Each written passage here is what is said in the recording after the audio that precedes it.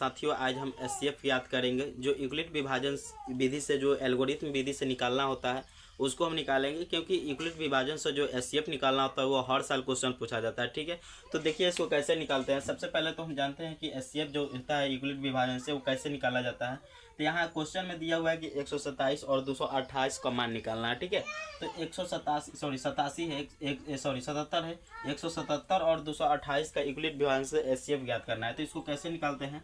सबसे बड़ी जो संख्या उसको होता है ना, उसको लेफ्ट साइड लिखते हैं यहाँ। ठीक है, यानी कि यहाँ 228 है, तो 228 बराबर, यानी बराबर से पहले लिखेंगे। जो छोटी संख्या होगा उसको जस्ट बराबर के बाद लिखेंगे। ठीक है, अब हमको 188 में कितना से मल्टीप्लाई करें कि हमको 177 में कितना से मल्टीप्लाई करें कि 228 कट जाना चाहिए, नहीं तो उससे कम रहना चाहिए। ठीक है, तो यहाँ पर देखिए, अगर हम 2 से लगाएंगे तो बहुत ज़्यादा हो जाएगा, तो 1 से लगाते हैं। ठीक है, 1 से लगाएंगे तो 177 में 1 से गुना करेंगे तो 177 ही होगा।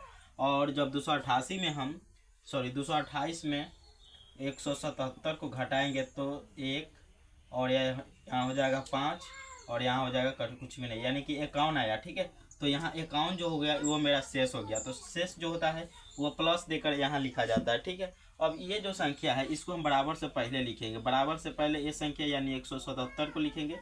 ठीक है, और ये जो 51 आया है शेष मेरे यहाँ पर लिख देंगे। ठीक है, अब 51 में हम कितना से गुना करें, जो 177 कट जाना चाहिए, नहीं तो उससे कम आना चाहिए। तो अगर हम यहाँ पर हम 3 से गुना करेंगे तो 3 एकम 3, 5 15, कितना आया, 153 आया।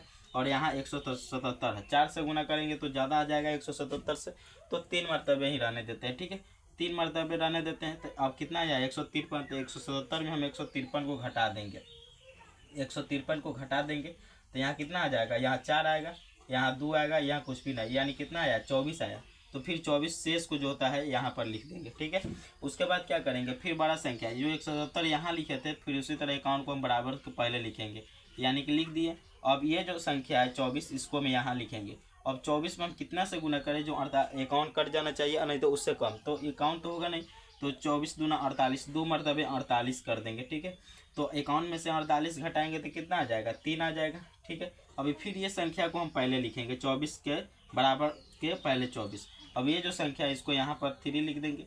अब 3 के टेबल में ऐसे कितना मरतबे गुना करेंगे कि 24 कट जाना चाहिए। ठीक है, तो हम 8 से करेंगे तो 8 3 24 पूरा कट जाएगा, यानी शेष मेरा 0 आ जाएगा। ठीक है, तो ये जो संख्या काटा है यही मेरा एचसीएफ हो जाएगा यूक्लिड विभाजन से। तो कितना आ गया मेरा, ये हो गया हुआ मेरा 3 हो जाएगा। ठीक है, तो ये मेरा आंसर है। ये तरीका होता है बनाने का। अच्छा लगा तो कमेंट करके बताइए कैसा लगा है, और अच्छा लगा तो चैनल को ज़रूर सब्सक्राइब कीजिएगा।